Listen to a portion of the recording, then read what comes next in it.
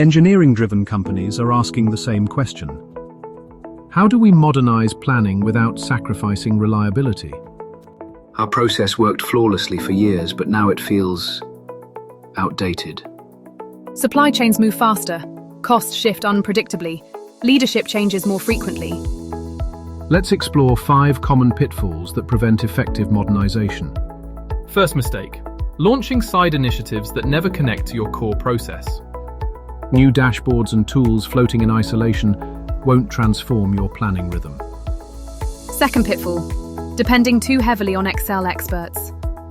When one key person is unavailable, your entire planning process grinds to a halt.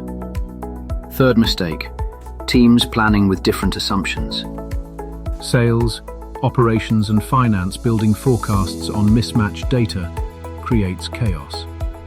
Fourth pitfall: believing new systems automatically modernize planning.